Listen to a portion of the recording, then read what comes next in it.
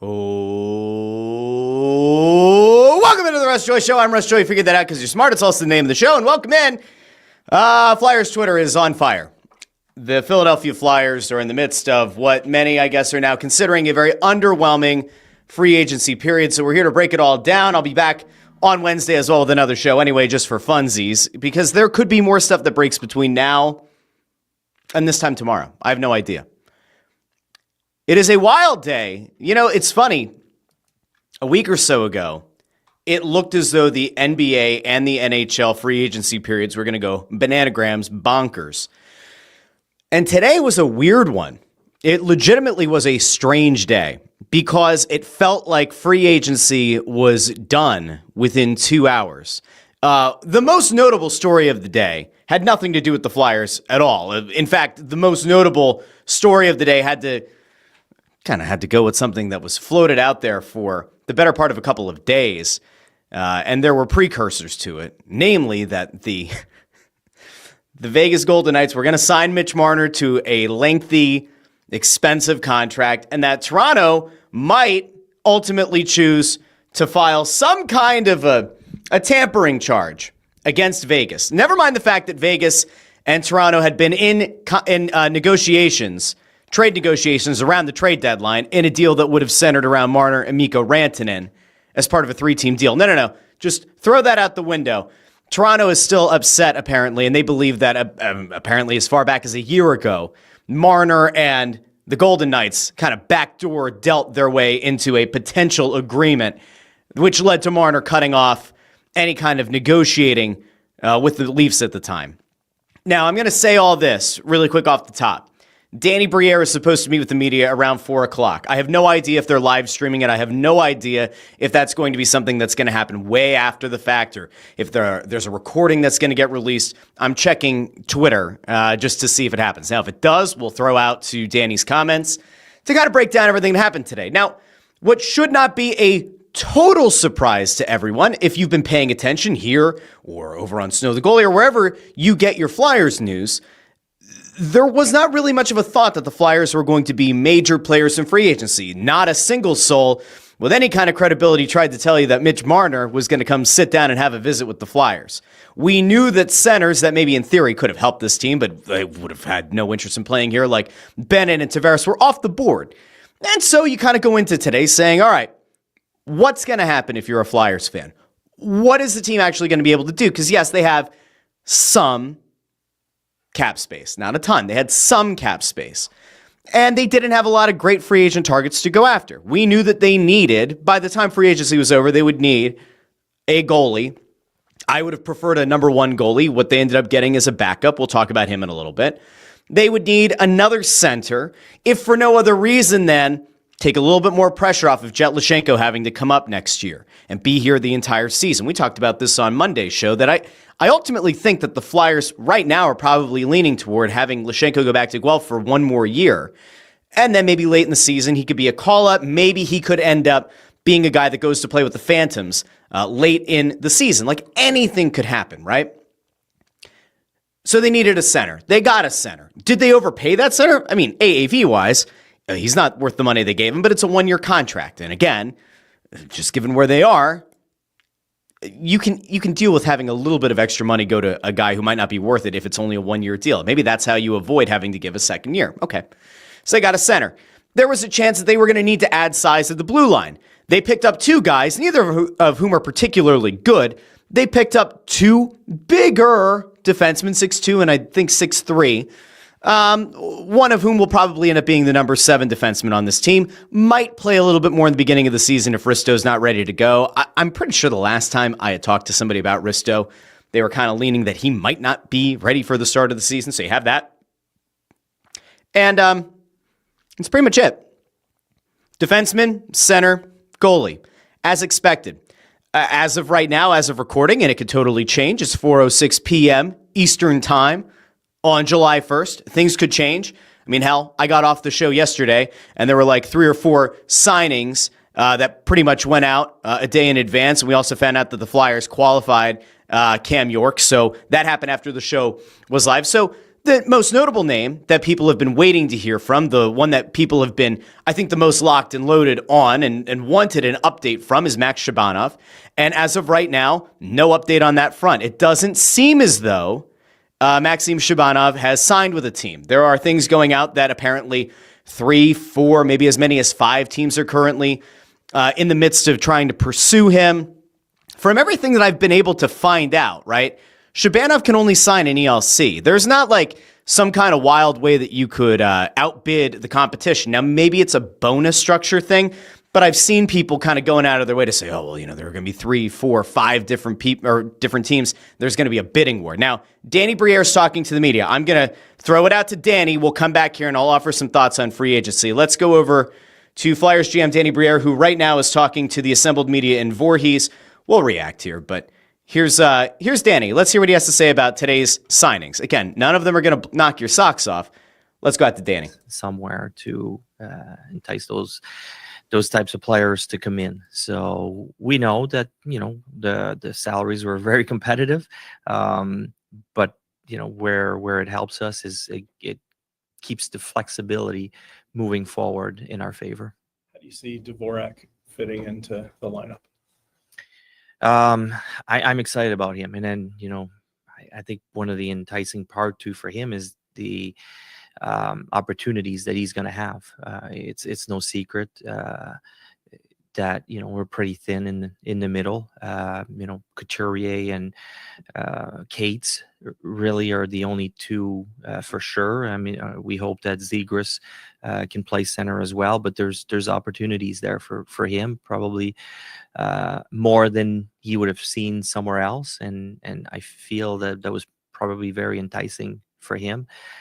So to get a big body like that that can play a 200-foot game, win faceoffs for us, I think he makes us a better team having him down the middle. With Vladar, what was it about him that maybe made you guys look to target him specifically to add to the goalie position? Well, first of all, he wanted to come to Philly. And then, we had discussions with a few other agents on different guys. And at first the ask was 3, 4, 5 years on the goalie. So it was already a pretty thin market going in. Dan Vladar told us very early on that, he saw an opportunity. He wanted to come in and compete in Philadelphia. So we jumped on it. For us, again, the most important, ideally, we're looking for a 1-year deal. But we realized that to get some help, we needed to step it up a little bit. But when he told us that he wanted to come, we jumped on it. Our goalie coaches were excited about the package. There's no perfect goalie that was available out there, but we feel he gives us a chance to come in, compete with our group, and push the envelope. He has a chance to become our number one, depending on how how he plays, how our other guys play. And one thing at the end of the year when I met with our group of goalies, I told them you have to be ready at training camp. I said, we're probably going to go out. This wasn't good enough last season. We're probably going to go out and bring some reinforcements, and you're going to be in a battle, all of you guys. So it was really clear right from the get-go. And we hope that, Vladar comes in and brings a little bit or a lot of competition to the group, and they have to fight for it. So are you looking at this as, obviously the 3, and I guess you could open it up to 4 if you want to include Kolosov, but the 3 big ones are Sam Ersson, who you've said you guys believe in. You have now Vladar, and then you have Fedotov. Do you envision this as an open competition, or is this looking right now like it's going to be probably Ersson Vladar? Yeah, it looks that way, obviously. The way they've played the last couple of years, it's probably Ersson Vladar. But you always, how many teams go with only 2 goalies? Not too many of them. You need 3, 4 goalies. So teams that compete. My message to them is it doesn't matter where you slot in right now. Come in, be ready, and when it's your turn, you got to perform. I hope we could create that environment that every single night they're battling for their spot. We're going to need at least 3 goalies, maybe more. We know that, and I think Vladar helps us, put us in a better position. Vladar's never played more than 30 games in a season thus far in his career. Do you believe he can do more than that? I do believe that. I mean, and ideally it would be having a good tandem. Whoever that is. I mean, you look at Fedotov and Kolosov; they never had the chance to play in the NHL, play very many games themselves, and I think Sam, maybe 1 year, but we. Sam is also a goalie that needs to be fresh. He's at his best when he's fresh. Worked really well that 1 year when he was a tandem with Carter Hart. That was probably his best year. So if we can get him that again, that would be great. He said the name Carter Hart. Who's going to be the first one to put in the comments? Why don't they bring him back? Goaltending. Somebody will. And did you think there was any options there? Because the market was so thin, teams were aware of that. And the prices were way more than we were willing to pay.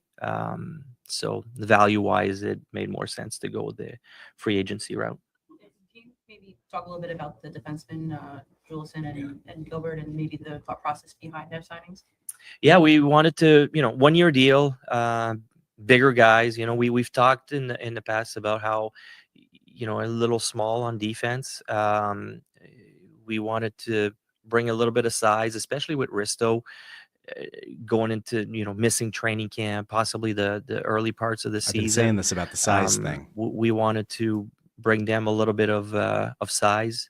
Again, it's a common team, but, term was important for us. And if they perform well, we want to keep them. But we wanted to make sure that we don't block our young guys in a past next year. That was really important to us.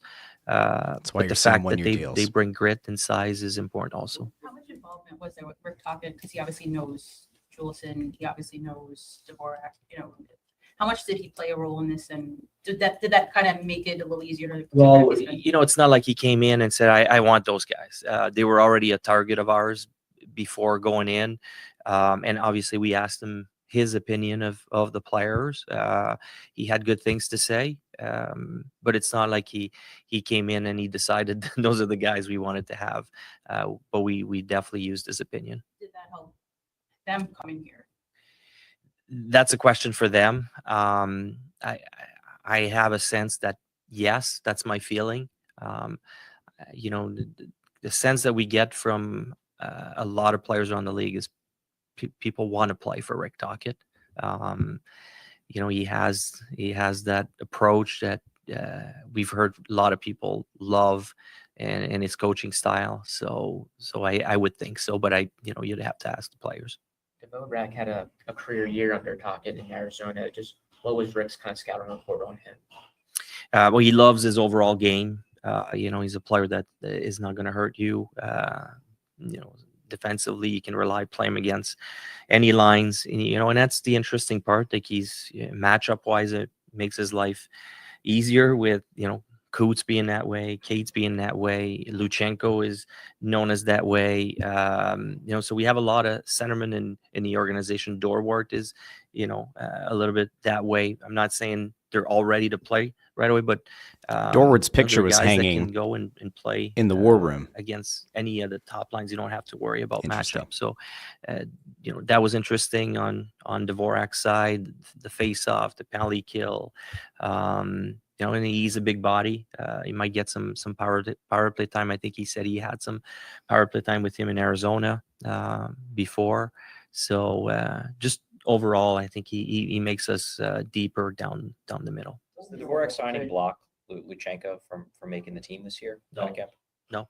Luchenko is, he's going to have to earn it.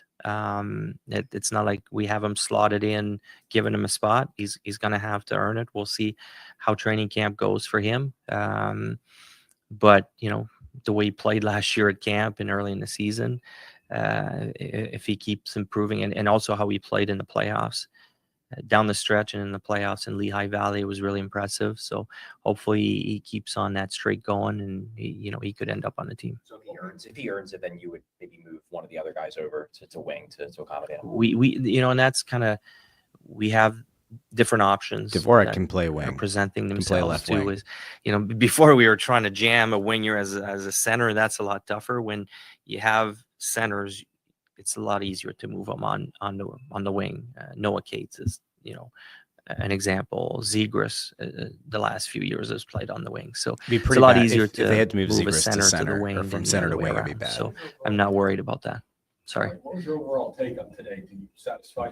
Filled up what you needed as far as position? Yeah, we're excited because we made the team a little better, and that's the goal. We wanted to give the players something to chew on, to be excited a little bit that we're more competitive, and now it's up to the players to take the next step. But we wanted to start helping them. I said it from day one. We didn't have enough cap space to go after the big fish, but it's small steps that are not hurting us for the future. Next year they do. Keeps the flexibility for the future, but at the same time, bring some hope, and show the fans and the players on the team that we're taking step forwards. What can you tell us about Tyson Forster's status? So he had an injury at the World Championship that wasn't supposed to be anything really serious.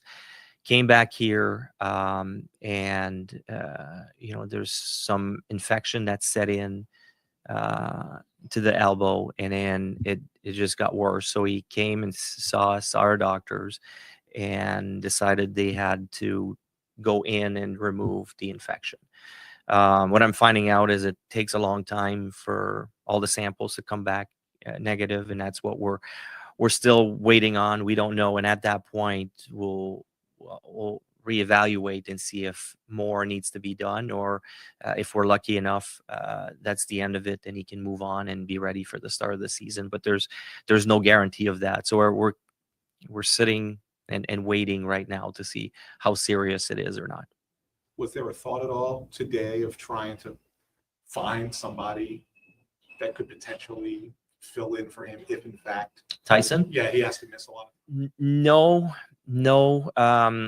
because even in that case, he's not going to miss the whole year, or I hope he's not going to miss the whole year. So you're gonna need that money at some point.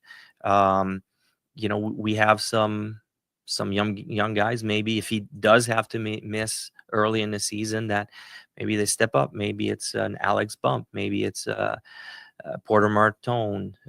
Kaplan played at the end of the year for us. There's other guys that perform that maybe they get a look early in the season if they have a good camp. So we just didn't feel that we can spend his money not knowing how long or if he's going to be out, or how long he's going to be out at this point.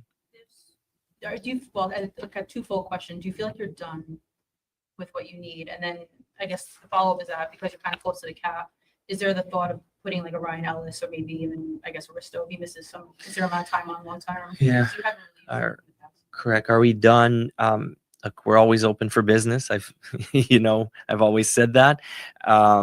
We've probably done most of the damage that we needed to do today, but we're still looking to see if there's something else out there. Ideally we would prefer not going into off-season LTIR, but obviously we're getting close to the cap, and if there's something that's too good to pass up, we will look into it. There's been a lot of smoke around Maxim Shabanov linked to you guys. I think you've been open that you're waiting on his decision. Do you have any idea of a timeline of when we could hear? We don't, and I know I'm like you guys. I read the stories. I get excited when I'm being told that he's signed with the Flyers. It just hasn't happened yet, or appeared on my desk yet. So I'm still waiting on that. We're waiting. We're hopeful. We were told that we're one of a few teams that he's considering still, but we have no inkling of which way he's leaning at this point. That's pretty honest. Sorry? When was the last time you heard from them? Today. I mean, we've had discussions pretty much every day with his camp. I'm sure, like many other teams.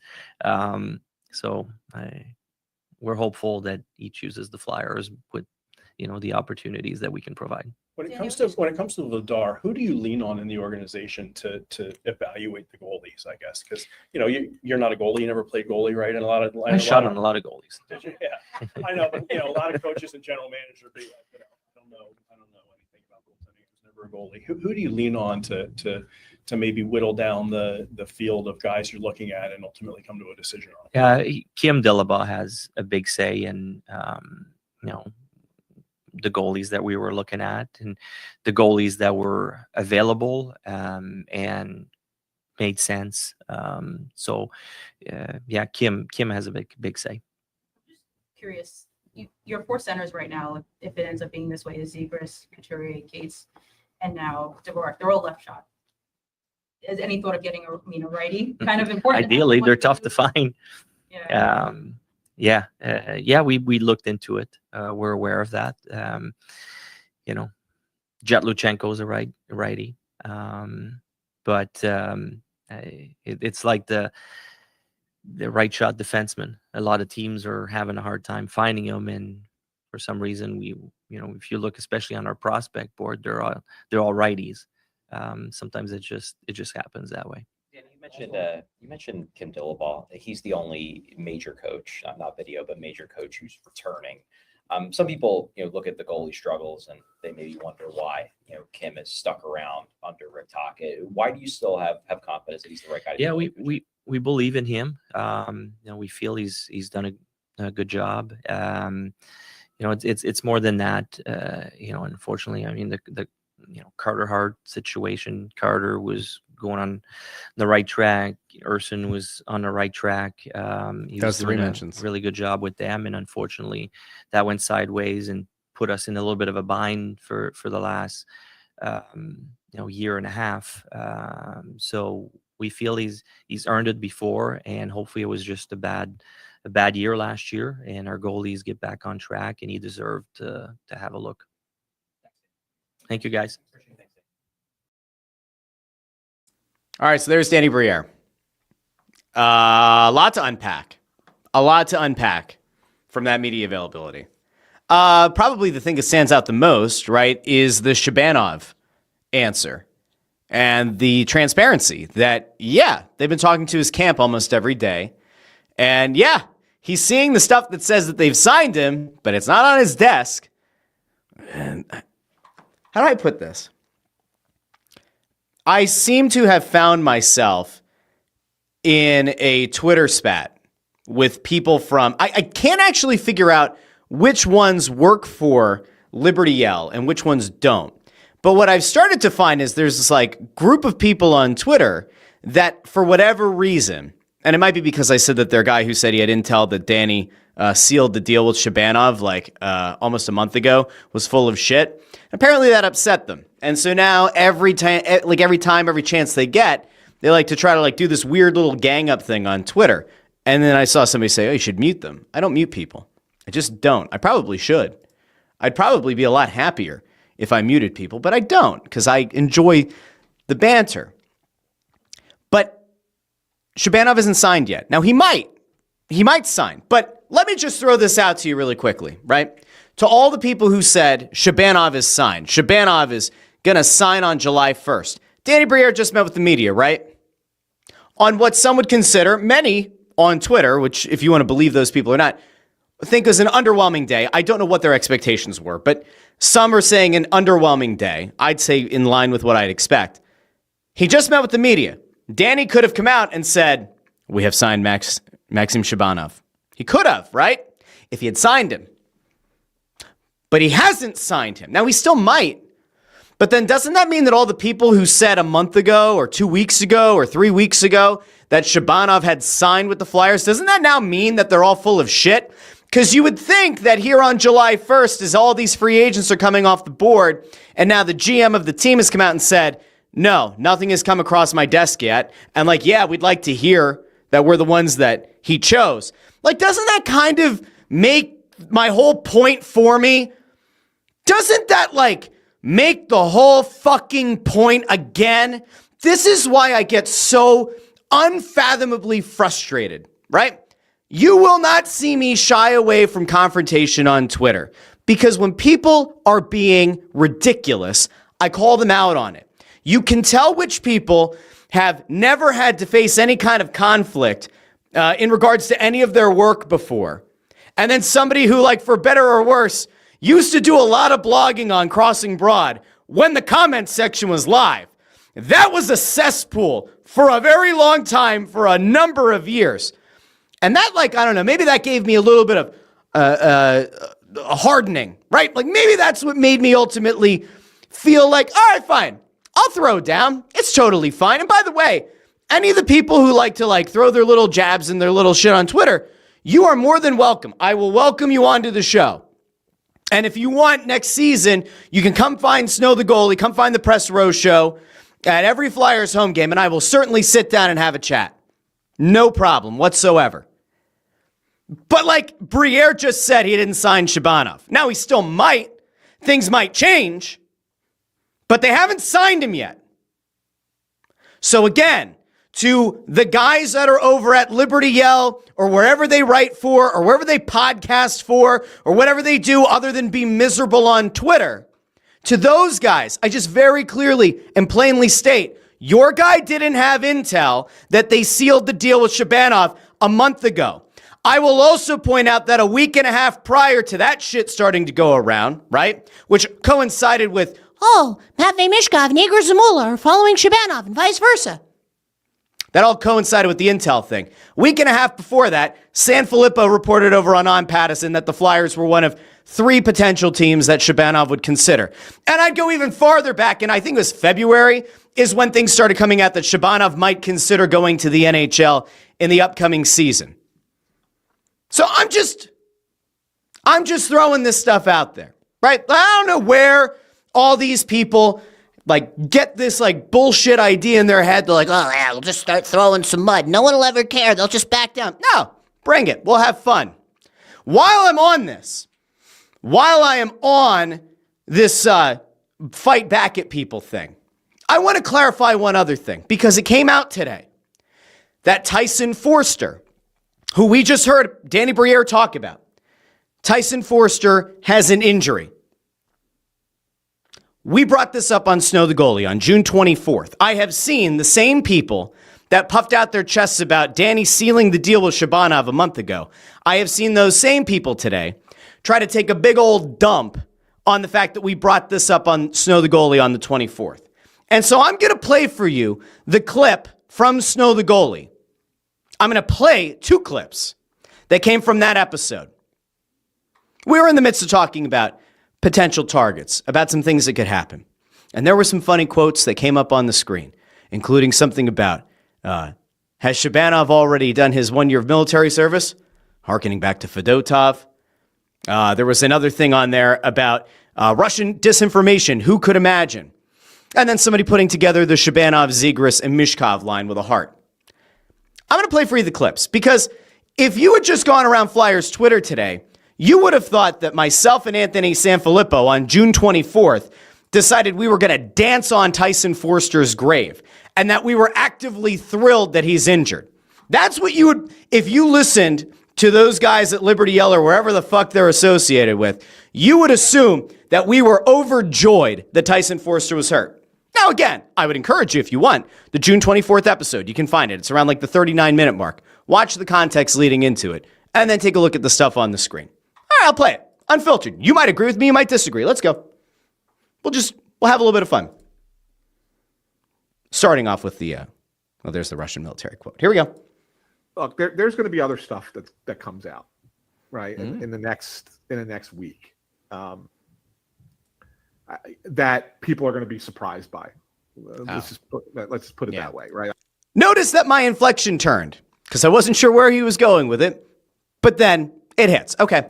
I mean, we can't really say anything, but bookmark it. Bookmark the 39-minute mark of this show. Yeah, that there's something. We'll come back next week. Yeah, we'll talk next week. We'll talk about next week that you'll be like, oh, okay. Sounds like two guys celebrating an injury. It really does, doesn't it? And we even told you to bookmark the part of the episode because we were celebrating. Okay, we'll keep going. But I know everybody's like ant talk. This is like 2 or 3 minutes later in the episode. Ant talk. Tell us what you know. Trust me, I will. It involves current Be careful. Flyers. That's all I got to say. It has nothing to do with the trade. Has nothing to Nothing to do with the trade. do with the draft. Nothing to do with the draft. Just when it happens, it happens. You'll know. Things might make sense. Things might make sense. So here's what we knew at the time. We knew that Forster was hurt. We didn't know the severity of the injury. We didn't know the details because, quite frankly, it wasn't our place to know. Right? We're not going to doctors. We're not trying to violate HIPAA and get the Flyers to come out and break the news to us. But we knew Forster got hurt. We didn't know how bad. Danny talked about an infection that needs to get drained, and there's all kinds of different samples that they're waiting to come back from. He's talking about the possibility of like a few months. Is he going to be ready for camp? Is he going to be ready for the start of the season? Then saying, he misspoke about something and said, well, I hope he's not out for the year. I just want to be really, really clear here. We didn't know the severity of the injury. And Danny, in his own presser, just kind of said, they're not even totally sure what the severity of the injury is. What is the infection? Where did the infection come from? Was there an underlying injury that led to the infection? Who knows? We'll find out at some point when those samples come back. Presumably, we'll find out. But we threw out the idea, and you can even hear in Anthony's question at the press conference, was there a plan to potentially replace Forster's production if he's going to be out a while? In Anthony's story on Patterson, it said 3 months. Now, if it's an injury to a muscle, a bicep, a tricep, you're usually looking at like a 6-ish month recovery period if you have to get surgery, right? He's a young guy. Maybe it's less. He works for one of the preeminent organizations in the NHL. Probably nice medical staff. You'd think hopefully sooner than that. Okay. 6 months from now takes you to the end of December, maybe the beginning of January. But we weren't sure. There were names being floated, though. There were certainly names going around behind the scenes. There were certainly names that were being discussed that were going to become free agents today. And none of them happened. In fairness, none of them happened. If you go back and you listen to previous episodes of this show or Snow the Goalie, there were some names that were kind of floated out there as veteran wings who maybe would make sense if you're trying to kind of solidify things for the center position. And then we saw earlier today, Corey Perry's name get thrown out. Why did Corey Perry's name get thrown out? Was that just for fun? No. It's because the Flyers were actively looking to maybe figure out a stopgap, somebody that could come in here, that could produce, and that once again could help the centers. Like maybe that's what ultimately was going to happen. But no, apparently that was celebrating. Those clips were celebrations. We were overjoyed. Again, you can agree, you can disagree. And let me know in the comments. Would just love to know if I'm insane or not. Okay? And I've seen a bunch of people going back and forth in the comments. Be nice to each other. Okay? Now, I want to go back to what actually happened today. Bruce over on YouTube says, Russ says, I was right, Flyers X was wrong. In this case, I'd say so, yeah. Yeah. I had somebody go like, why don't you just say we'll do better next time? Because we didn't do anything wrong. We didn't fucking celebrate a player getting hurt. We knew some of the names that were being bantied about, and it's like, ooh, then it'll make sense. The Flyers sign a relatively big name, or maybe make a deal, but for a relatively big name winger, well, then it's going to make sense. And people will be like, wait, where are all these wings going to play? Longtime listener of Snow the Goalie, Brian Knowlton, in all caps. Snow the Goalie doesn't know what you're talking about. Yeah. We're all just totally full of me out of there. All right. All right. Let's go back to what actually happened today. That was the whole point of today's show, but then Danny Briere's press availability, up about 22 minutes, and now I had to address the haters. So let's actually get into what the point of the show today was. It was to address what the Flyers did in free agency, where again, I don't know what people were expecting. I see people going out of their way right now to shit all over this free agent period, and I don't think it's fair. Now, you guys know, once again, I will reiterate a point that I feel like I've now made 2 episodes in a row. I don't carry water for the organization. I certainly don't try to blow smoke. When this team screws up, I tell you they screw up. When this team does well, I tell you the team does well. I try to be fair, right? I don't know what people were expecting today. I see people tweeting all day. Don't love that signing. Don't love that money. Don't love this. Don't love that. Bunch of scrubs. Oh, we're going back for the lottery next year, huh? We want Gavin McKenna. All right, I guess I can live with one more bad year for Gavin McKenna. I don't think that their plan right now is to have a bad season again, end up in the lottery, and be in the sweepstakes for Gavin McKenna. Now, anything can happen. Injuries can happen. Injuries in goal could certainly happen, which, by the way, is probably where I'm the most concerned right now. Because I've been saying now for a while, hey, I think the Flyers are going to make the playoffs next year. I do. I think Briere is going to do enough to get them in the playoffs. After seeing this free agent frenzy, that wasn't much of a frenzy, I don't feel quite as good about that as I did like a day ago. I thought the Flyers were going to get more actively involved. I thought the Flyers were going to make a bigger move at goal, which was going to keep them out of the draft lottery. I still am not convinced they're going to end up in the lottery. I still think that on the surface right now, this team is still better than last year's team. And I will also point out the fact that I think this team is going to play better, and enjoy might be a little bit of a tough word to use, but will certainly be more open to year one of Rick Tocchet than they were the end of the John Tortorella tenure. For whatever that's worth, I think the team is going to be better. I don't think that they're going to end up in the lottery. So I don't know how this got misconstrued. Chris Fried was saying, Russ, you were saying the Flyers would not be in the lottery yesterday. I don't think they will be. The move and goal is a little bit tricky. And so we could start there. Dan Vladar gets signed from the Calgary Flames. And if you look at his numbers on the surface, they're not impressive. An .898 save percentage, a 2.8 goals against average. He did manage to technically go hockey 500, like over hockey 500, 12, 11, and 6. Although if you add all that up, it's 12 and 17. I'd like to live in the world where like a loss is a loss, but I digress. A Flames team that didn't make the playoffs, made a little bit of a run down the stretch, could have potentially made the playoffs. He served as a backup. Now, those numbers on the surface aren't that impressive, but I can take you to a place where I look and I say, you know what?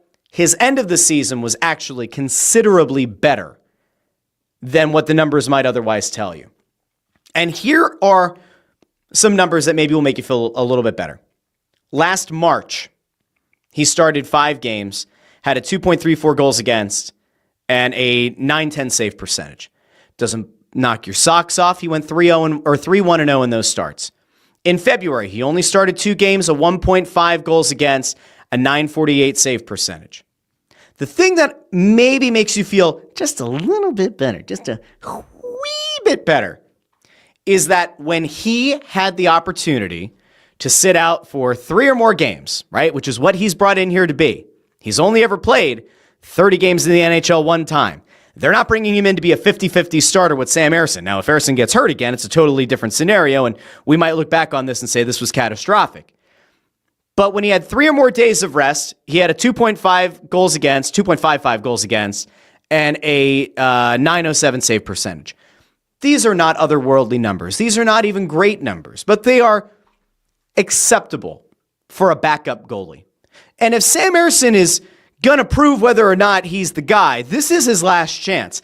Danny said in this presser, and he has said in other pressers in the last few months, there's going to be competition in that goalie room. There has to be. Ivan Fedotov will be in the AHL next year, barring injury. Will be. Will get put on waivers. No one will take him because of the contract. He will be your starter in Lehigh Valley. Not honestly the worst thing in the world, especially with the amount of young guys, young prospects that they think have a path to the NHL. While he wasn't a particularly good or great NHL starter, he should do just fine in the AHL. Kolosov, no one knows, right? It feels like every other day, every other week, you're seeing Kolosov wants to go back and play for Dynamo Minsk. Unlikely. I don't think that the KHL is going to be thrilled with the team if they break this kind of like unwritten rule now that KHL teams aren't supposed to sign NHL players who are under contract, the same way that NHL teams aren't supposed to sign KHL players who are under KHL contract. There's kind of a tacit acknowledgement that won't happen. So Kolosov is either going to have to like report to Flyers camp and presumably to the Phantoms, or he's just not going to play unless a KHL team is willing to take that step, which would be kind of weird. Now, will Kolosov end up with the Phantoms? Who knows? Will he end up with the Royals? Who the hell knows? Will he end up back in the KHL? Unlikely, but who knows, right? They have Bjarnason in the system. They have Zavragan, who's going to be playing another season in the KHL, who was outstanding, especially given his age last year. And now you have brought in Vladar, who everybody's making the joke, Dan Vladar, Darth Vladar. He's not a great goalie. He's here on a 2-year deal. Why? One, you would assume that this means that the Flyers are going to essentially tell Sam Ersson, this is the last chance. You want to make the case that you can be a number one netminder in this league. This is the last chance. You can't have 3-4 stints on IL like you did last year. You can't constantly have these groin issues. Now, it's not like he controls it. It's not like he just goes, I think I'm going to hurt my groin today. No. He has to be able to prove that he can be available and play well as a number one netminder. And if he doesn't, maybe we're having a very different conversation around who's in goal for the Flyers next year. Maybe. Doesn't mean they would bring over Zavragan for the 26-27 season. I'm not sure I'd go that far. But they have guys in the system that they feel pretty confident in. So I can't be upset with Vladar's contract. I can't. What's there to be upset about? Oh, it's a 2-year deal. Oh, no. Fedotov comes off the books after this season. Totally fine. 3.35 AAV for a backup. It's okay. If he can give you somewhere around a 900 save percentage and he plays 25-ish games as the backup, you'll feel pretty good about it. He's not incredible. He's certainly an upgrade over Kolosov. He certainly seems like a more consistent upgrade over Fedotov.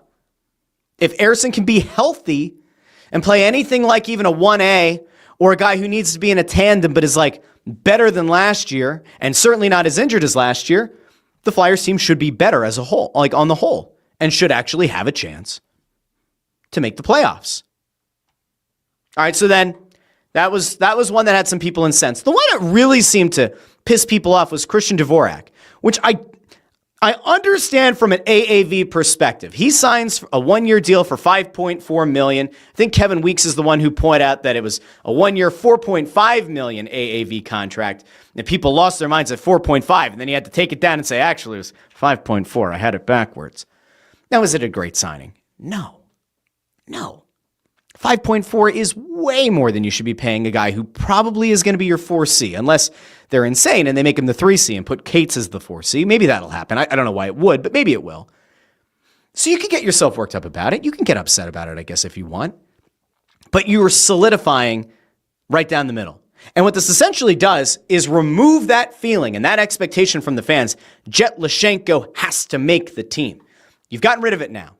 Not because Dvorak is going to be the second coming of, in his prime, Claude Giroux. That's not who this guy is.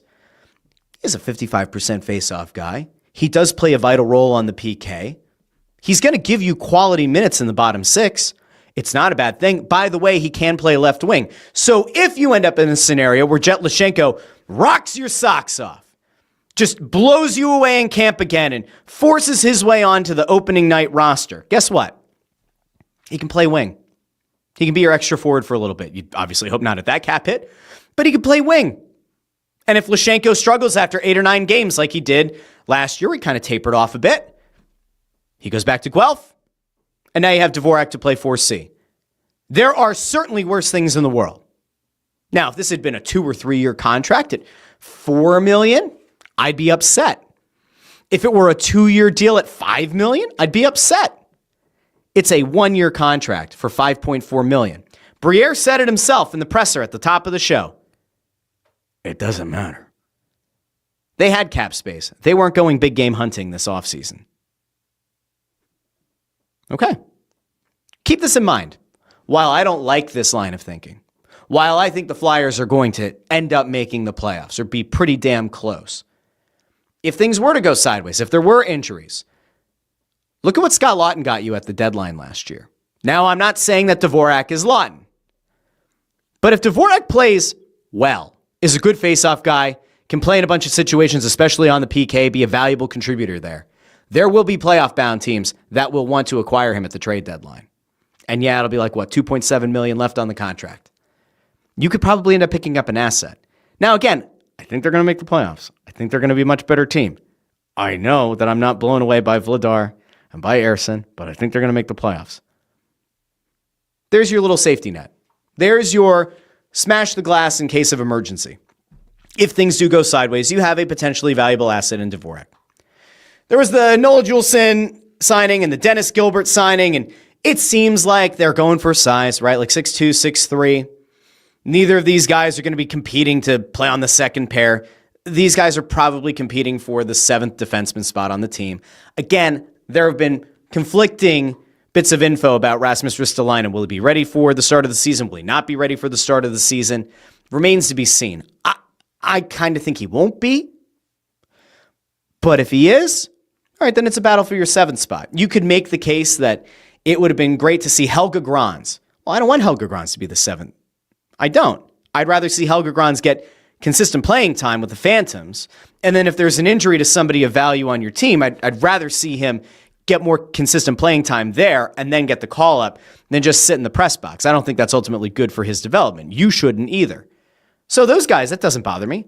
So there are your signings. And there was another guy that they signed who's going to report to the Phantoms, so it doesn't matter. So to recap, people got really upset for whatever reason that the Flyers didn't go big game hunting today. I don't know what they were expecting. I truly don't. They signed a backup goalie. I would have rather them go after a number 1. It sure sounds like they were interested in going after a 1. Prices were too high. By the way, the Jake Allen deal is weird. 5 years, like 1.5 or 1.6 million per year. Very strange contract. That was a guy that the Flyers were kind of like rumored to have interest in, and a few other teams were rumored to have interest in. We saw Thatcher Demko re-sign in Vancouver. It just felt like that market was just drying up really, really quickly. And so whatever. It's fine. So you got a backup goalie. Maybe he'll be good. Maybe he'll stink. Who knows? He is big, though. He does continue the big offseason. 6'5" in net. Very big guy. You got your backup goalie. You got a guy who's going to probably play 4C for you. Could play wing if needed, if Lushenko absolutely blows you away and makes his way onto this roster for opening night. And then you got 2 guys that are going to compete for the number 7 defenseman spot. I don't know what people are upset about. I truly don't. I don't know why people went into this free agency with a ton of expectations. I do know for a fact that like trade discussions were had before the draft, at the draft, since the draft. It's entirely possible that the Flyers are still going to wheel and deal and make another move. Like this might not be the Flyers roster by the start of the season. And again, Shabanov, who the hell knows? Will he end up here? Will he not? I don't know. When we find out, we'll talk about it on the show.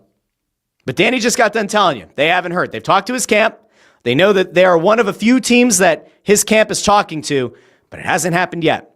Now, again, don't get me wrong. Despite me firing back earlier in the show, I do want to make it clear. I would love for Maxim Shabanov to be a Flyer. I would love it. He is a wildly entertaining player. Truly. He is a wizard with the puck. Will the size be a hindrance to him reaching that, finalist, right, for the Golden Stick, the KHL MVP? Will he reach those same levels in the NHL? Probably not. Would he be a hell of a lot of fun to watch? Yes. Would I absolutely love to watch Shabanov, Zegras, and Mishkov all in the same power play? You're damn right I would. But we'll see if it happens or not. I don't know. You're not going to see me take a massive victory lap. I've already said my piece about the people that did not have good intel. Not going to take a victory lap. I've already kind of fired back now. I would like to see the Flyers get Shabanov, but I don't know if they will. And again, I see people constantly saying, oh, well, Shabanov's camp used the Flyers as leverage to try to get a better deal. Again, he has to sign an ELC. I don't think that there's some incredible upside. I really don't. All right, now, let me go over to the comments really quick because there have been a bevy of comments from YouTube and X, and I think I saw a few on Facebook, but we'll check that in a second. I'm going to fly through as many of these as I can. There's no way I'm getting to all of these. Holy shnikes. Let's see. Gary Oak over on YouTube says, Danny has been big on merit-based roster time. I'm here for it too. Love that. Don't forget to like the video, share the video, subscribe to the channel. Thank you. Pacino Alex says, thought he was already telling his friends he's coming here about Shabanov. There have been things said that I don't know, did he followed Mishkov, he followed Zamula. Could he have told those guys, oh yeah, I'm coming to Philly, but then maybe a team reached out that he didn't expect to reach out, maybe more of a contender There was a thing floated earlier that the Rangers might be involved now. I think that's the first time that they had publicly been noted, maybe since February, that they would have interest. So the Rangers are certainly a more Stanley Cup ready team. The Islanders could be involved. There could be other teams that are involved. Let's see. Jim Grosso says, Bob McKenzie's retiring. I thought McKenzie already retired. Didn't he retire like a year ago? I thought that he said he was effectively done. I guess not. He announced after 48 years, he is officially retiring from the industry. Good for him. Good for Bob McKenzie. Seemed like a good dude. Mike True over on YouTube says, all I know is if I see Zamula as one of our 6 defensemen, I'm going to lose my shit. Yeah. Let's see.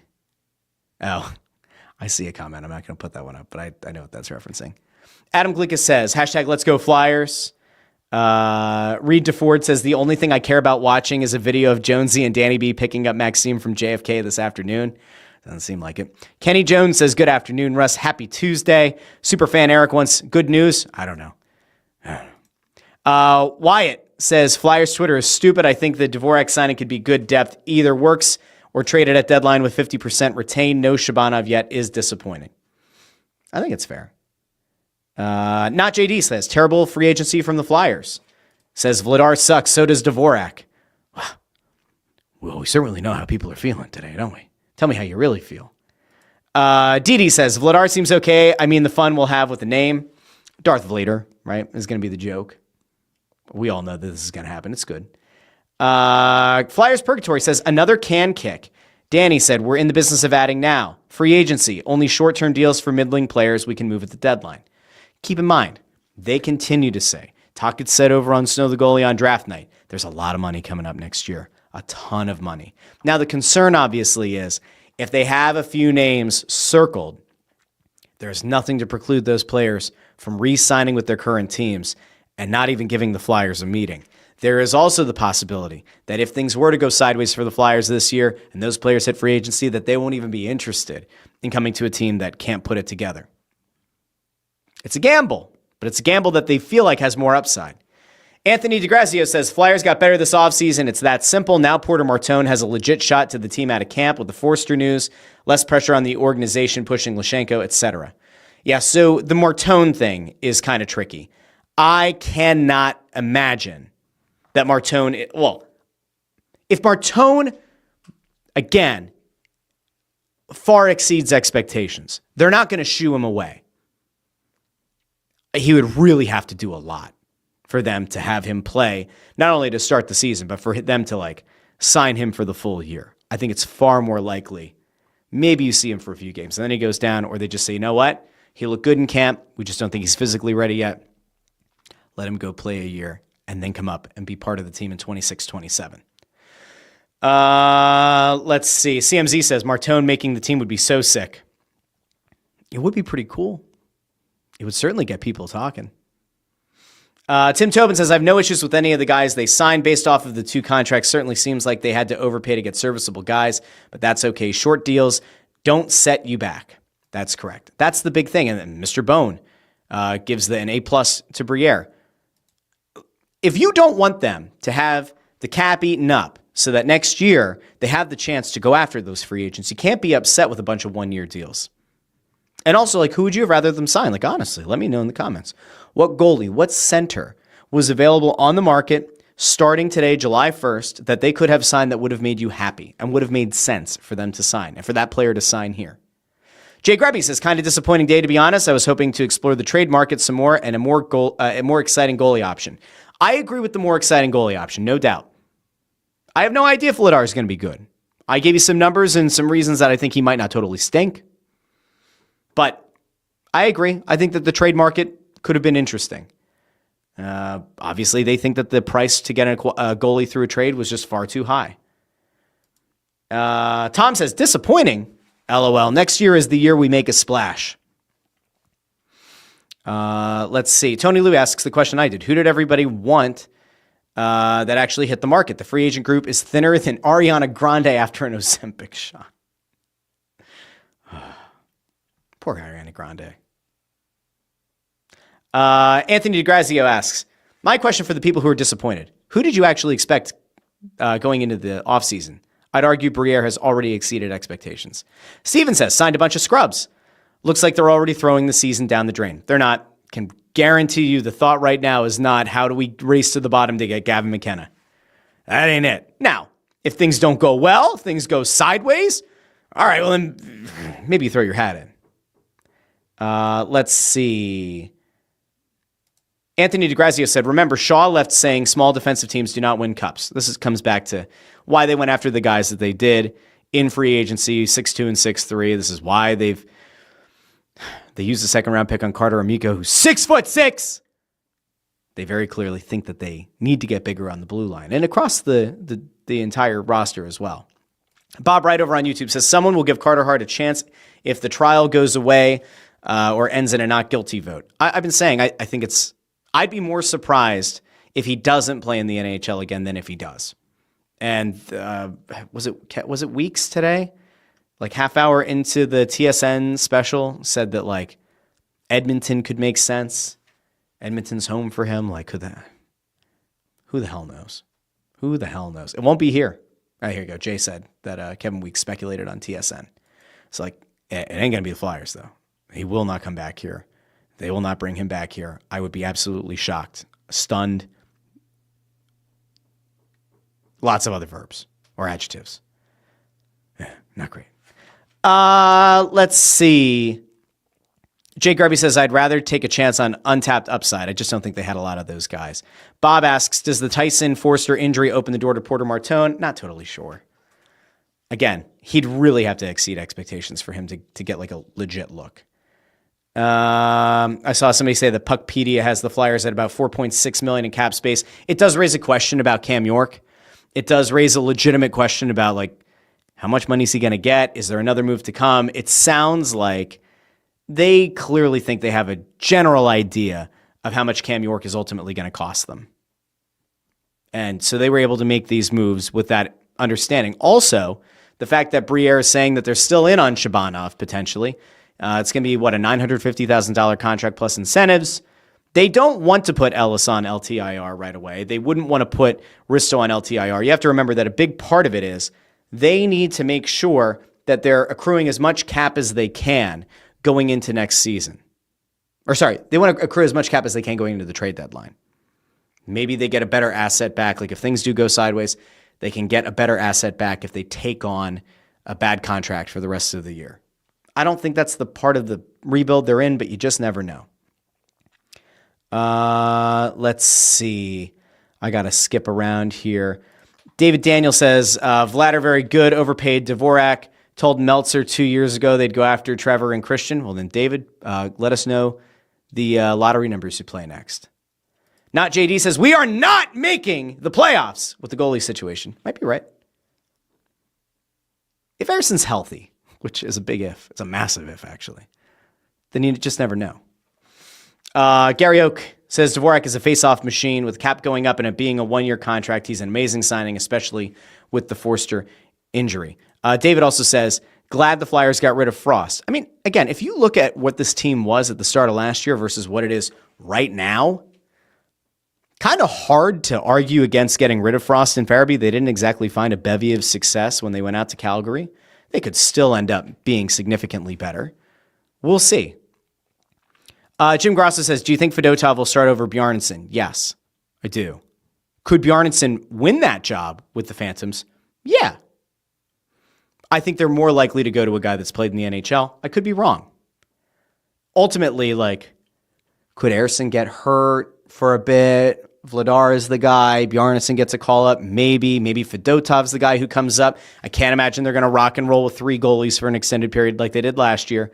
Maybe Fedotov gets the call up because he's been here. Bjarnason gets more consistent starts and playing time with the Phantoms. He locks in that position. Fedotov goes back and he ends up being the backup down there. Really hard to say. Rick Warren says the Penguins' cycle will be complete next year and they'll get the number 1 overall pick and take McKenna. They plan it that way. The stinking Pens are the darlings of the league, them and Montreal. I think we're all kind of negatively fantasy booking that to happen, that McKenna's going to be the guy who replaces Crosby, and he's going to terrorize the Flyers for a decade plus. Rock Flag Eagle says McDavid definitely not choosing to go to a goaltending star franchise like the Flyers. Well, especially given that goaltending is a big reason why they lost the cup in back-to-back years. I don't disagree with that. David Daniel says Luchenko has to make the team. I disagree. Mike True says, would have felt a lot better with Alec Lyon.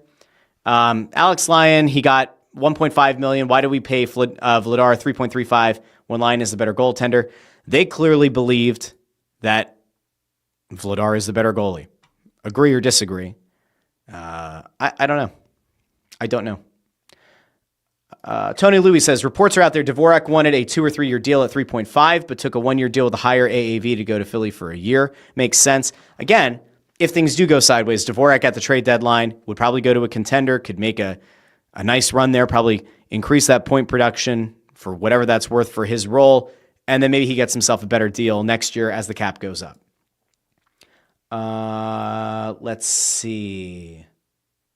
Chris Reed says, Homer Russ is still with us. I'm not a homer, damn it. Trying to be as honest and real as I can. Gary Oak says, we lost 2 centers recently. Dvorak makes sense. Plus, Luchenko isn't a lock for the roster out of camp. Agree. Jim G says, Dvorak can win faceoffs, something the team hasn't had since Giroux left. That is true. They have struggled in the faceoff circle. He does represent an upgrade there.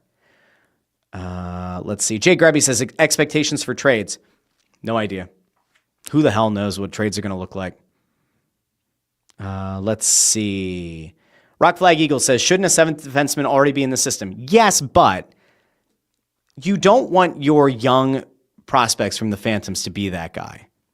And they clearly, in their minds, have their 6th defenseman set. And if Risto is to miss time to start the year, one of those guys will get a call up. But they don't want to essentially stymie the potential growth of a player by having him be the 7th defenseman. I mentioned Helge Grans earlier, so. Tony says, I'd rather send my ex-girlfriend an I miss you text rather than watch the Flyers have more ridiculous long-term contracts to mediocre players. Well, that's fair. Will Ashbless says, once upon a time, Juulsen was a projected top 4 defenseman for the Habs before some nasty injuries. We'll see if he's any good. We'll see what he looks like here. Hard to know. All right. I think I'm pretty much at the end of the comments. I see more. Let's see. Ford came here with a basketball comment. Says he thinks that Giannis will be traded this summer. I'll talk about that on Wednesday's show because the NBA had a really wild start to free agency as well. Absolutely wild. Let's see. CMC, who is Ford's foil, says also not a sport. Basketball. Let's see. Lucky says Kuzmenko took $4.3 million. Should have retained him. Hold on a second. Did he? I might have missed that one. Where? Yeah. So Kuzmenko stayed with the Kings. $4.3 million. Not a bad deal. Good for him. He was a good player in a very short period for this Flyers team. All the best to him. All right. Nick Johnson here with another good point. We're getting $6.8 million back next season after the Atkinson, Hayes, and Lawton contracts are all off the books. There's a ton of cap space coming, guys. A ton. It's going to be okay. I'll be back on Wednesday because this is just what's happening now. I'll be back on Wednesday. We'll react if there's any Shabanov news. We'll react to it on Wednesday's show. We'll talk about the NBA free agent frenzy, the fact that the Sixers lost out on maybe their best forward. Not ideal. Maybe we'll even talk about the Phillies. They're rained out tonight, but maybe we'll talk about the Phillies on tomorrow's show as well. Do me a favor, if you haven't done so already, like the video, share the video, and subscribe. Seriously, it does help the channel. It helps a lot. Liking the video, as silly as it may seem, really does help. It's a good signal to YouTube. It allows this show to go out to people's For You and recommended feeds and all that kind of stuff after a video ends. It pushes them to the show. So like the video, share the video if you want. It'd be great. Get texted to a friend, to an ex, to whoever. I don't care. And subscribe to the channel. This channel continues to grow. Tomorrow is actually the 1-year anniversary of this show, which is pretty wild. I'll do a little bit of reflection on that tomorrow. But the show does continue to grow, and I'm very, very grateful to everybody who joins me. It looks like we have a nice number right now concurrent on YouTube. I'll be excited to see what it looks like. By the end, we might even get to 1,300 subscribers by tomorrow, which would be a lot of fun. Not bad. Not bad growth. I'm enjoying it. I hope you're enjoying it too. I hope the show's bringing you at least a little joy to your day.